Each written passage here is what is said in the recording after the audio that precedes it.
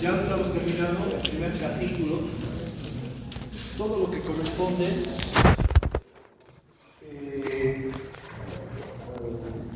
al transporte por difusión, transporte clasificado, transporte público, y lo que nos corresponde ya por finalizar la potencial de membranas. Entonces, sin un breve repaso de lo que vimos ayer, ya para terminar todo esto.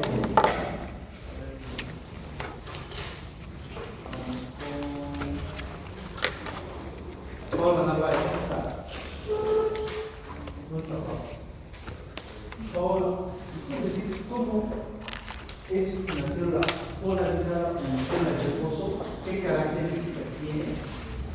La negativa interna y causa positiva O externa. reposo, que es lo mismo.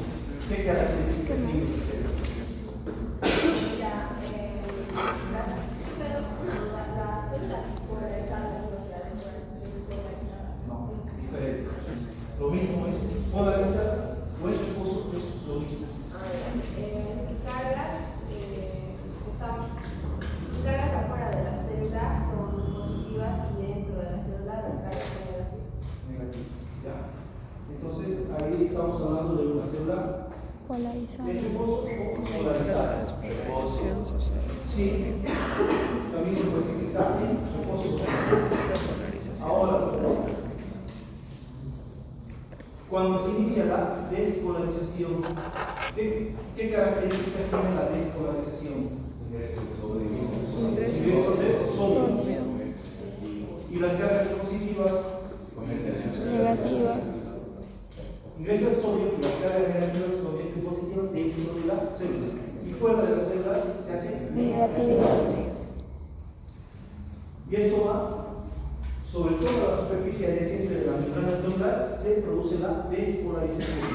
Ya es de manera ordenada, como ven ahí, donde comienza y la superficie adyacente de la membrana celular se va despolarizando hasta despolarizarse en su totalidad. Si quieren entender mejor, si tendríamos una célula aquí polarizada, tenemos un extremo A, un B, entonces si la despolarización comenzaría aquí, iría de A a B, o sea, de izquierda a derecha. Ahora, ¿cuándo se inicia la repolarización?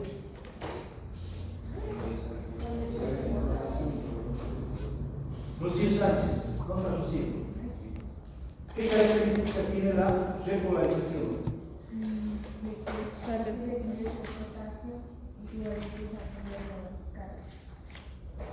Ingresa el potasio.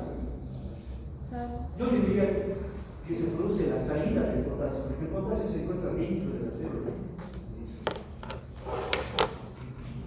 Se produce la salida del potasio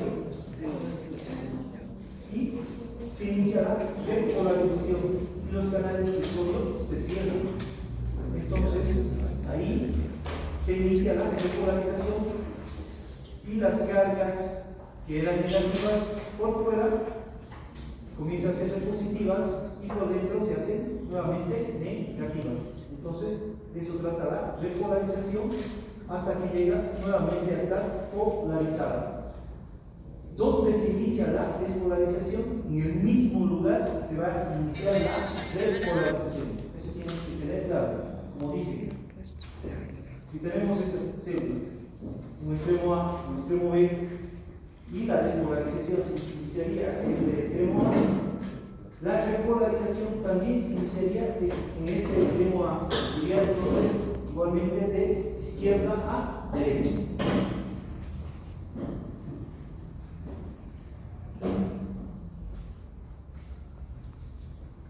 Ayer también vimos el potencial de acción de la fibra muscular estriada.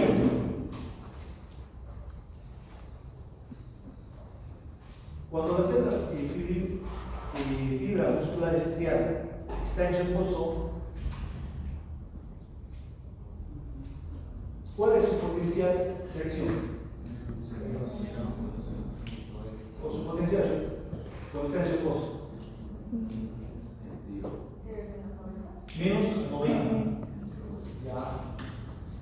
Entonces, de menos 90, cuando hay un estímulo y se produce la despolarización, que sería esta línea ascendente.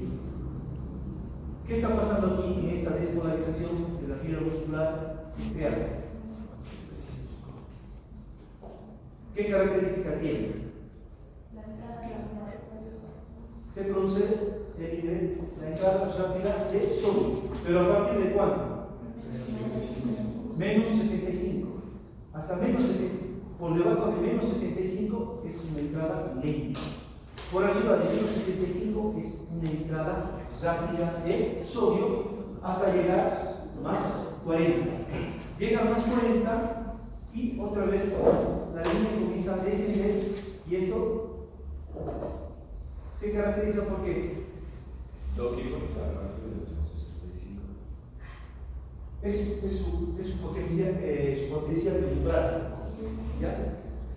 Se han hecho experimentos en las fibras musculares, fibras nerviosas, se ha hecho el cálculo de cuándo se produce la apertura de los canales de sodio. ¿Ya? Todo esto se mide en milivoltios. Esto está demostrado en los libros de experimentación de fisiología, como se usa un libro argentino, donde han hecho todo este tipo de experimentos. ¿Perdón? Usar. Pero no sé si habrá nuevas ediciones, ya ha quedado, pero es más de todo, donde muestran todas las experimentaciones que han hecho, ya han demostrado esto, de que cuántos milivoltios se necesitan para que se aperturen los canales de sodio de manera rápida, que es menos 65. Ajá, por debajo de menos 65 es una entrada lenta. Entonces, y esa entrada rápida es hasta más 40 y de ahí comienza a bajar la línea donde se produce la repolarización. ¿Qué característica tiene la repolarización? ¿Perdón? Salida de sodio, ingreso de potasio. Salida de Se caracteriza por la salida del potasio. Entonces, de 40 a menos 90 se caracteriza por la salida del potasio. Pero entre 0, como dijimos, y menos 90, este potasio que salió tiene que volver a ingresar. Gracias a quién ingresa. Tiene que salir el sodio. ¿Por qué? Por la bomba de sodio y potasio. Pero este potasio que ingresa igualmente tiene que volver a salir. Y esto lo va a hacer gracias a los canales de fuga. Entonces, todo esto que estamos viendo aquí es lo que hemos visto sobre el potencial de acción de la fibra muscular externa. ¿Hay alguna duda sobre este potencial de acción de la fibra muscular estriada? Como ven, tiene esta característica.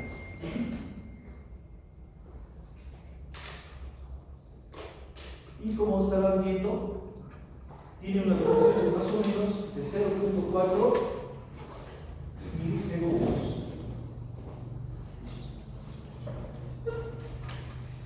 Luego hablamos del potencial en espiga, donde igual empieza, tiene un potencial de respuesta de menos 70,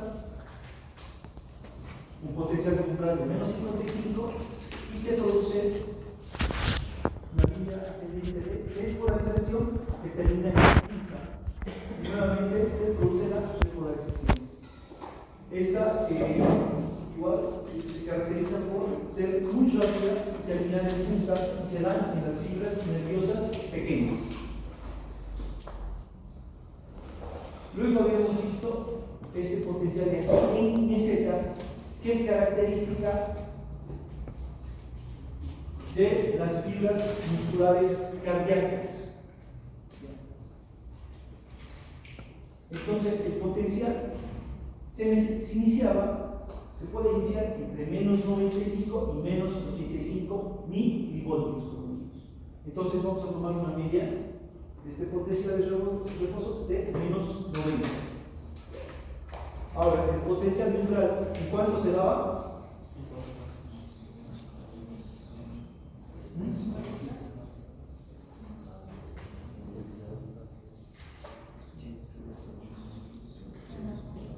Se daba en menos 60. Entonces,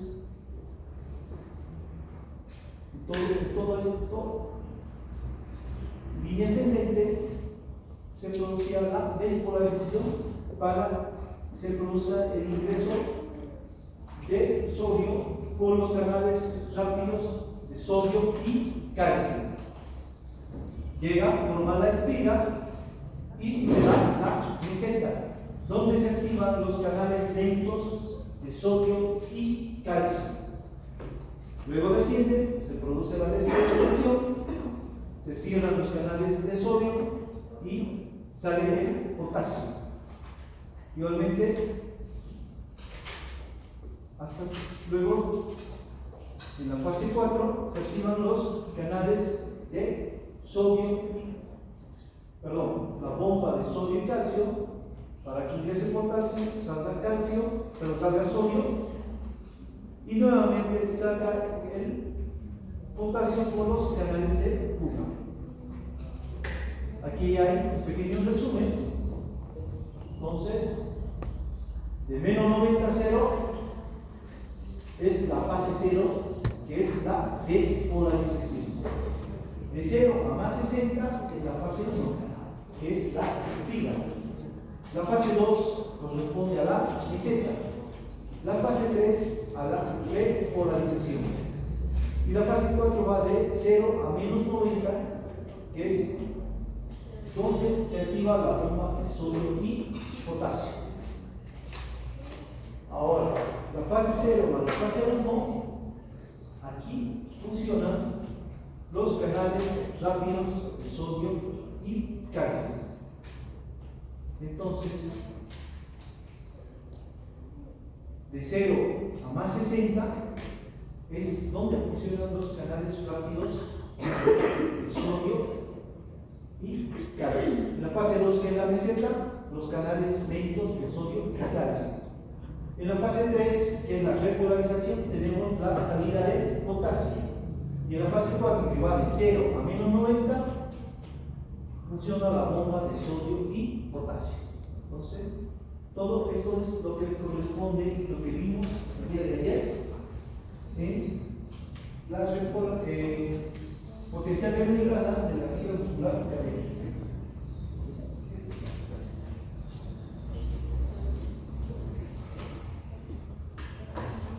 Entonces, esta imagen tiene que ser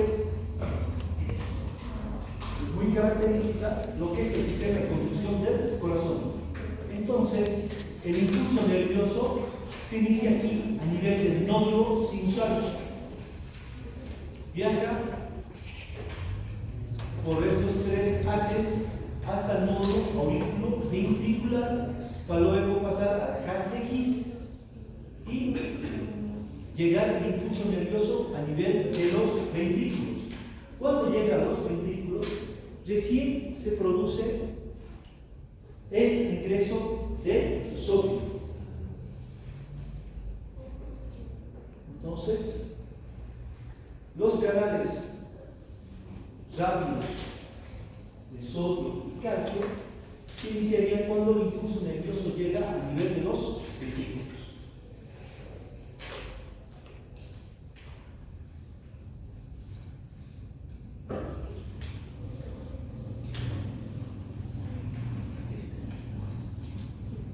Bueno, como igualmente hemos visto que los canales de sodio y calcio se dan sobre todo en los tejidos que tienen ritmicidad y son excitables, como ser el nódulo sinusal, en las fibras musculares lisas de los intestinos y a nivel del centro respiratorio que está en el bulbo, Es que por eso también tenemos una ritmicidad cuando hablamos de la frecuencia respiratoria, gracias a estos canales dentro de sodio y calcio. Entonces,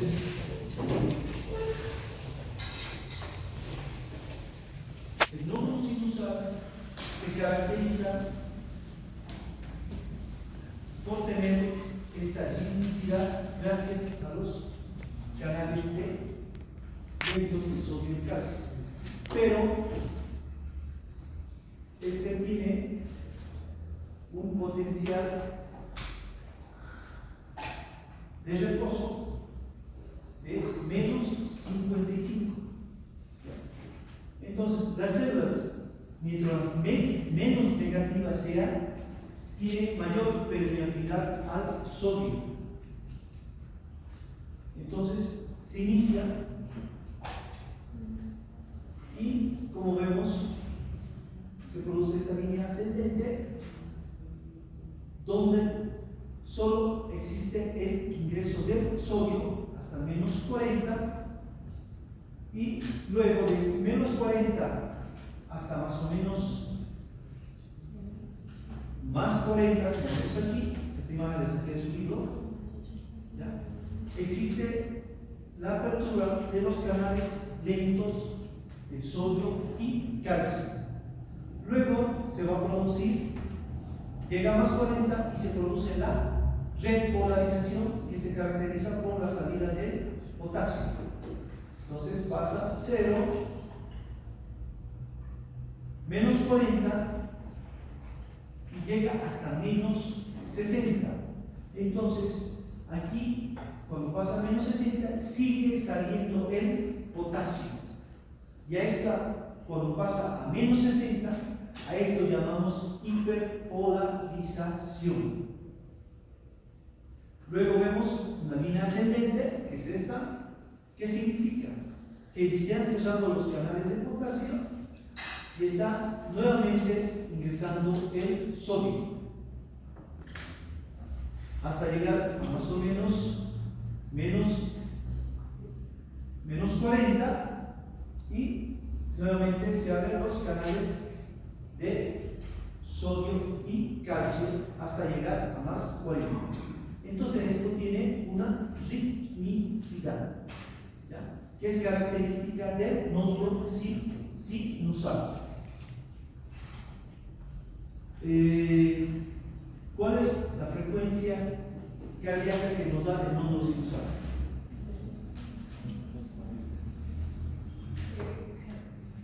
¿Cuál es la frecuencia cardíaca que nos da el nódulo sinusal? Lo normal es de 60 a 100. Entonces, gracias a esta hiperpolarización se da esa ritmicidad, como vemos aquí, que es característico del nódulo sinusal.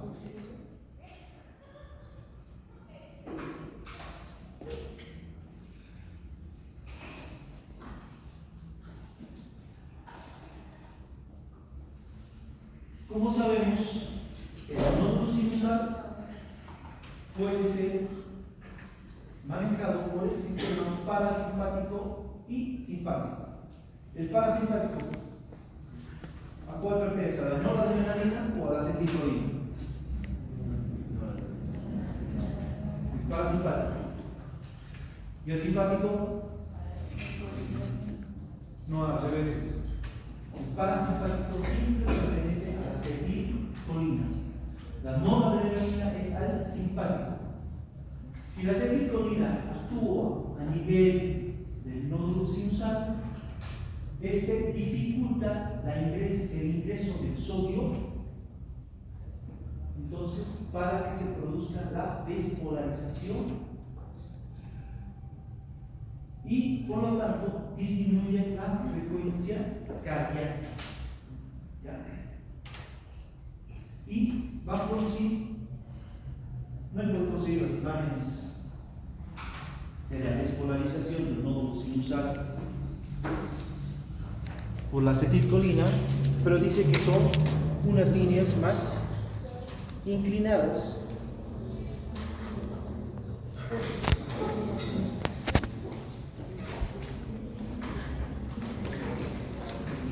sea, producirían unas líneas que teníamos así. Lo normal, las líneas serían más inclinadas. Entonces, esas serían producidas por la acetilcolina, perdón, más echadas, ya no inclinadas. En cambio, la noradrenalina, que depende del sistema simpático, favorece el ingreso de sodio, por lo tanto va a aumentar la frecuencia cardíaca. Y estas líneas serían más inclinadas. Es por eso que se hace más, aumenta la frecuencia cardíaca. ¿Por qué? Porque favorece el ingreso de los canales de sodio.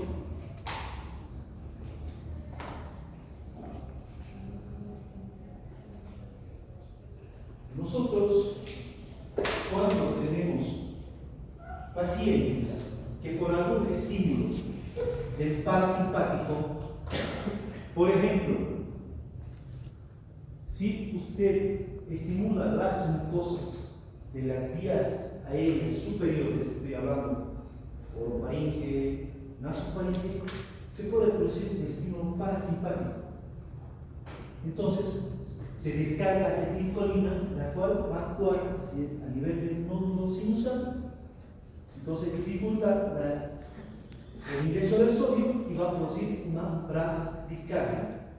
Entonces, ¿qué yo tengo que utilizar ahí? Tengo que utilizar un medicamento que me bloquee a la acetilcolina. ¿Qué medicamento tengo? A la atropina. Por eso es que cuando hay bradicardias, utilizamos la atropina. La atropina es un anticolinérgico y actúa bloqueando la acetilcolina y así va a volver a una frecuencia cardíaca normal. Entonces, todo esto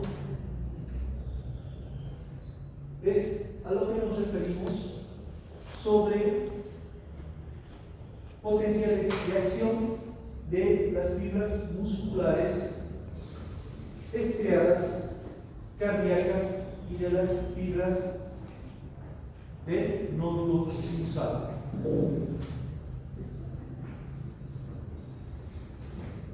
¿Hay alguna duda sobre esto? Lo que ustedes tienen que saber que el potencial natural de la fibra muscular estriada es muy diferente. Aquí se dice menos 65, en cambio en la cardíaca se inicia en menos 60 y esta llega hasta más 60, en cambio la fibra muscular estriada llega hasta más 40. La fibra muscular estriada esquelética no tiene meseta, llega hasta la espira y se produce la repolarización con la salida del potasio. En cambio aquí tenemos una meseta que se caracteriza por los canales de pleitos de sodio y calcio. Las preguntas que yo les puedo hacer en el examen es saber diferenciar entre una imagen que me muestre la despolarización de una fibra muscular cardíaca y la despolarización de una fibra muscular estriada.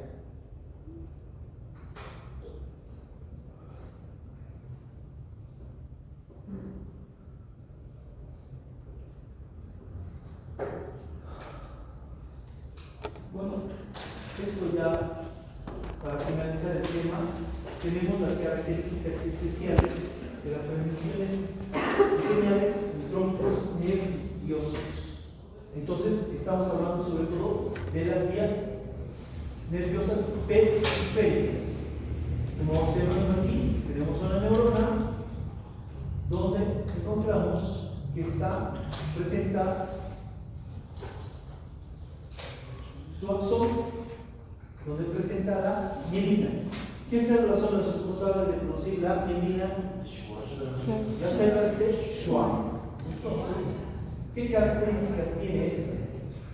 Como vemos aquí, tiene una vaina de mielina. Aquí tenemos la célula de Schwann con su citoplasma, su núcleo, produce la mielina, envuelve el axón. Y otra característica es que presenta unos módulos que son unos espacios que son los módulos de Ramvier. Se dice que del módulo Ramvier a otro más o menos hay 0.3 milímetros. Aparte, se caracteriza porque en el axón vamos a encontrar el axoplasma. Entonces, ¿qué características vamos a encontrar aquí? Por ejemplo, tenemos las fibras nerviosas mielinizadas y las fibras nerviosas amirídicas. Las mielinizadas son las que están envueltas por mielina. Entonces presenta su vaina de mielina. Aquí tenemos el axón. Aquí, su vaina de mielina y su axón. Entonces, cuando se produce el estímulo de estas fibras nerviosas mielínicas, entonces este estímulo va a viajar por el líquido extracelular y lo que tenemos que hacer aquí, que es los nodos de Ramvier, existe un nodo inactivo y un nodo activo. Entonces, al principio todos los nodos van a ser inactivos. Llega el estímulo nervioso, se produce el impulso nervioso a nivel del líquido extracelular y llega a un nodo inactivo y lo vuelve activo. Este nodo activo va a viajar el impulso nervioso hacia el otro nodo que es inactivo y lo vuelve activo. Y cuando se vuelve activo se produce la despolarización para que se produzca la entrada de sodio. Esta entrada de sodio también actúa en el axoplasma. Entonces, como vemos aquí, el impulso nervioso va a viajar hacia el otro nodo inactivo y lo activa para que se produzca la despolarización para el ingreso del sodio. Igualmente, se va a producir la repolarización, pero mientras estas fibras nerviosas se van despolarizando de manera saltatoria, igual se va produciendo la salida del potasio sin que los canales de potasio se hayan abierto completamente. ¿Qué quiere decir esto? Que el impulso saltatorio que se produce aquí es tan rápido que produce aparte la salida del potasio. Entonces, el impulso nervioso que viaja de manera saltatoria depende sobre todo de los canales de sodio. La repolarización es automática. Entonces, este impulso saltatorio es muy rápido.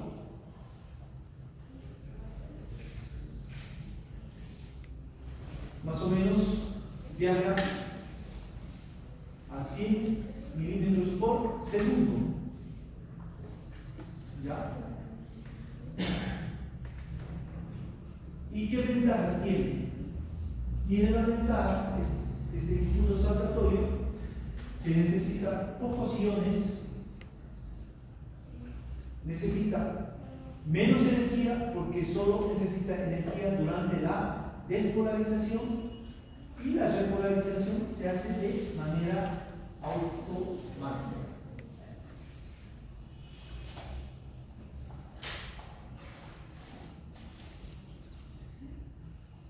Por ejemplo, aquí tengo una fibra amielínica y aquí una fibra mielínica.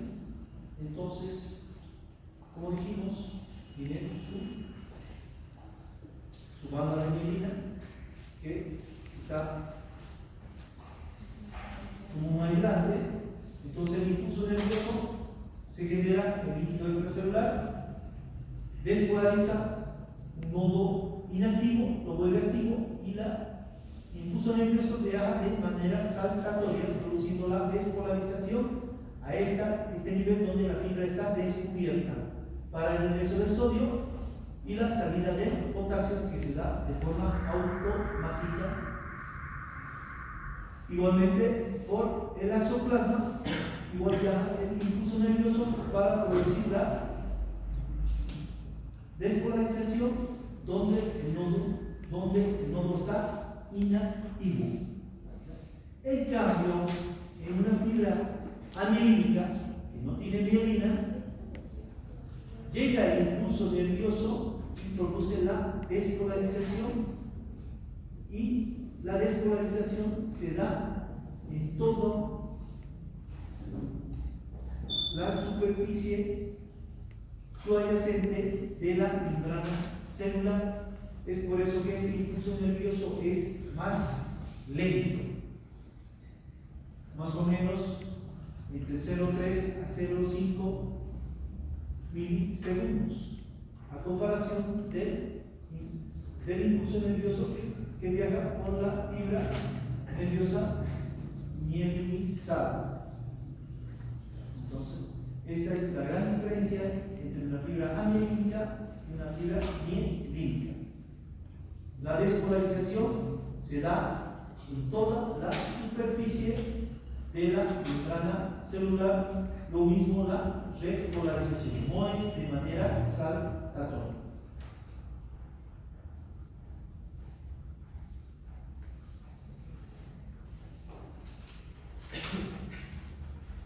Ahora, para que se produzcan los estímulos a nivel de las fibras nerviosas, tiene que haber una serie de estímulos. ¿Ya? Por ejemplo, si colocamos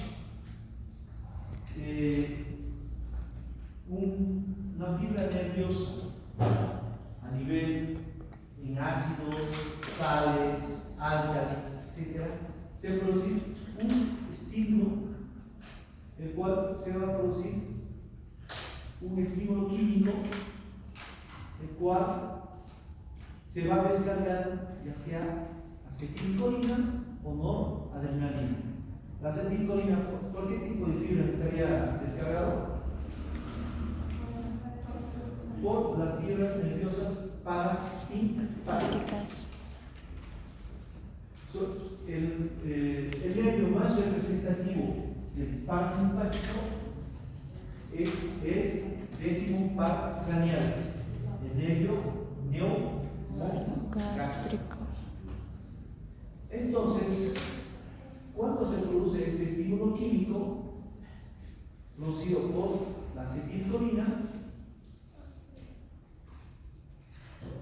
abre la puerta química de la acetilcolina, se produce la despolarización de la célula, ingresa el sodio, y este impulso nervioso va a viajar hasta el axón de la célula subsiguiente y nuevamente abre la puerta química para que salga la acetilcolina y produzca la despolarización de la célula subsiguiente hasta llegar a la fibra muscular y producir la despolarización de la fibra muscular estriada.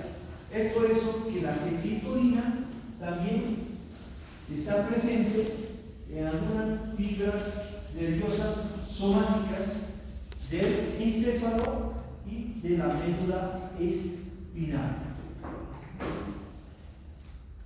En cambio, la noradrenalina pertenece a las fibras simpáticas y sobre todo va a estimular a las fibras musculares cardíacas. Es por eso que la noradrenalina favorece el ingreso del sodio a nivel del nodo sinusal y va a provocar el aumento de la frecuencia cardíaca.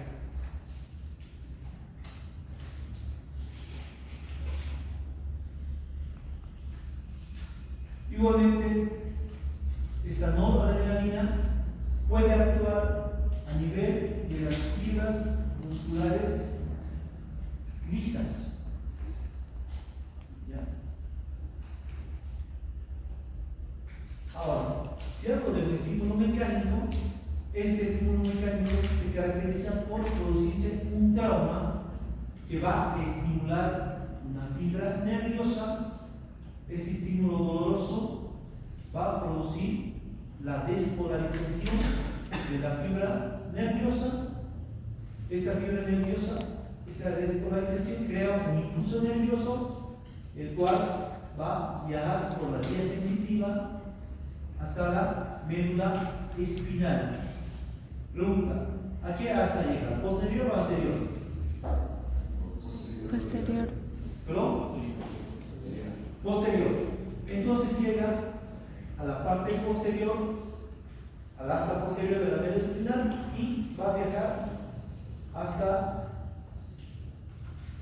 este impulso doloroso hasta el encéfalo, informando que se ha producido un trauma a este nivel.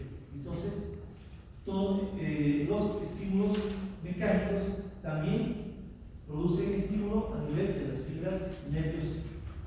Estímulos eléctricos. Bueno, estos estímulos eléctricos sobre todo son de experimentación. Esta experimentación, por ejemplo, se colocan electrodos negativos y positivos sobre una fibra nerviosa.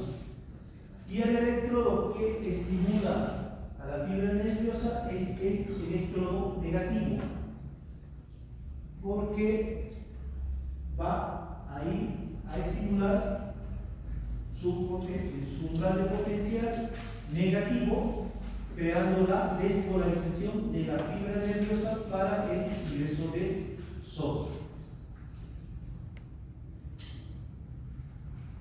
Luego tenemos excitantes y estabilizadores del estímulo nervioso. Tenemos dos cosas: la excitabilidad y la estabilidad. ¿A qué me refiero con excitabilidad? Es la propiedad del nervio de aumentar los estímulos nerviosos. Por ejemplo,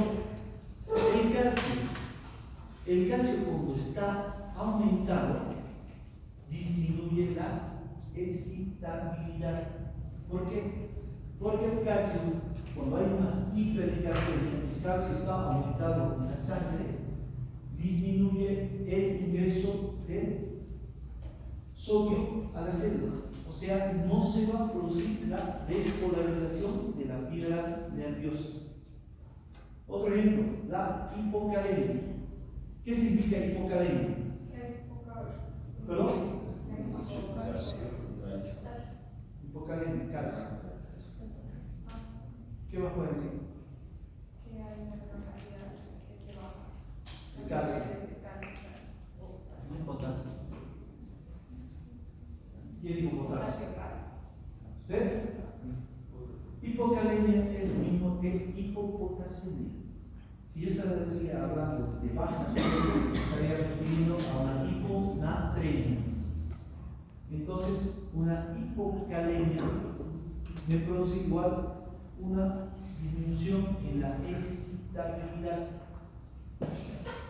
Entonces, cuando hay una hipocalemia, la cual se puede producir sobre todo por pérdidas de líquidos de la vía digestiva que son ricos en potasio, vómitos, diarreas que producen hipocalemia. Y esta hipocalemia se va a traducir en una disminución de la excitabilidad de las fibras nerviosas. Es por eso que se puede producir una parálisis a nivel de los músculos por esta hipocalemia. Entonces, cuando nosotros detectamos esta hipocalemia, generalmente el potasio está por debajo de 3 miliequivalentes litro. Entonces, lo que hacemos es una restitución del potasio por vía endovenosa. Generalmente lo hacemos en un lapso de 24 horas.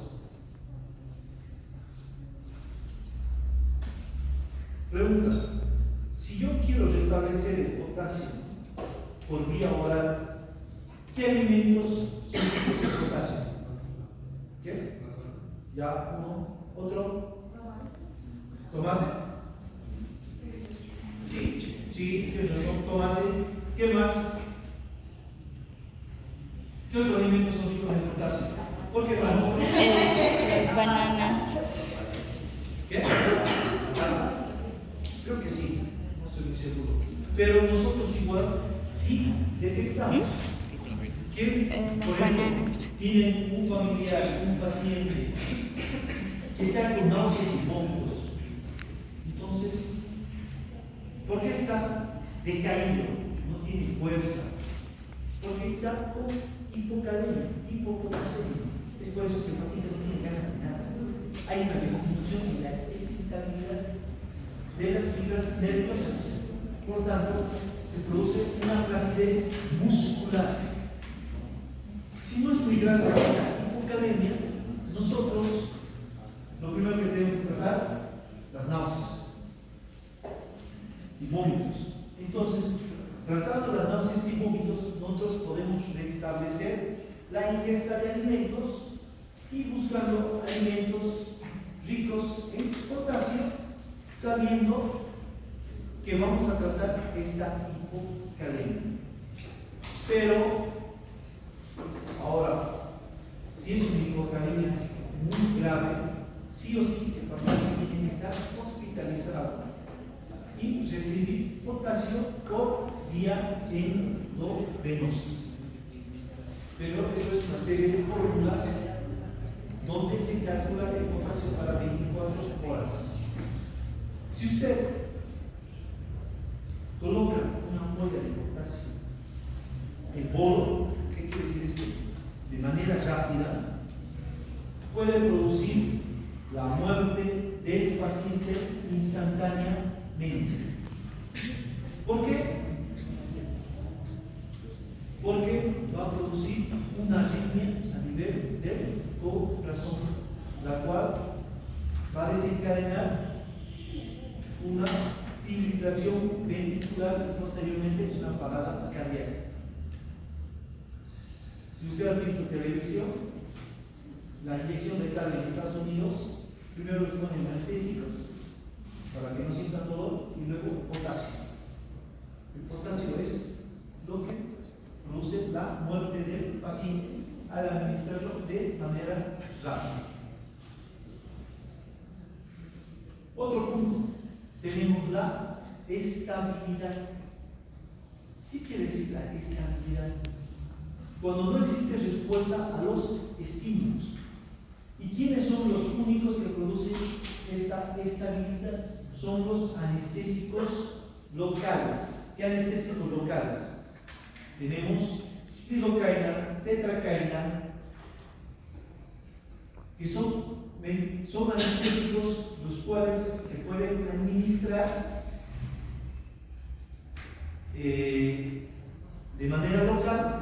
Por ejemplo, los dentistas inyectan este medicamento a nivel de las encías, buscando los nervios de los alvéolos Entonces, esto produce una estabilidad, lo cual el impulso nervioso no se va a transmitir. ¿Por qué?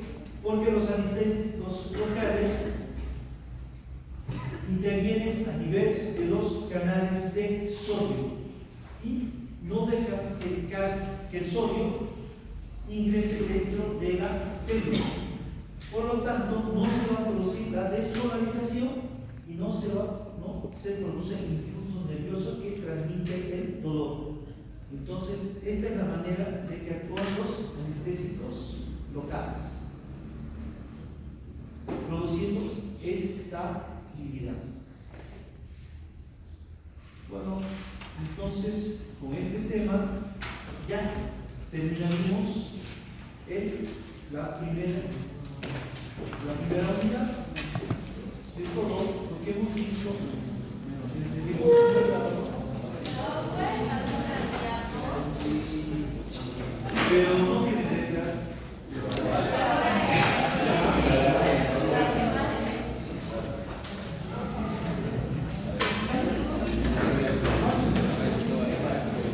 Igual todo lo que hemos visto está incluido. Si quieren consultar cualquier cosa, igual.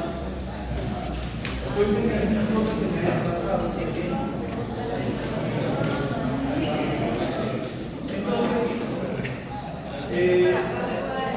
Lo que les quiero recomendar, todo lo que estamos viendo en teoría lo hacemos en la práctica. Ya la anterior jueves pasamos a la práctica, ¿sí? Pequeño cuestionario que tenían que resolver y todo eso se califica porque la evaluación es continua. Entonces, por favor, no falten las prácticas o va a faltar no. Todavía no hemos determinado cuánto de porcentaje va a valer la práctica y cuánto de porcentaje va a valer de los exámenes de conocimiento por unidad. Entonces, nos veríamos el día de mañana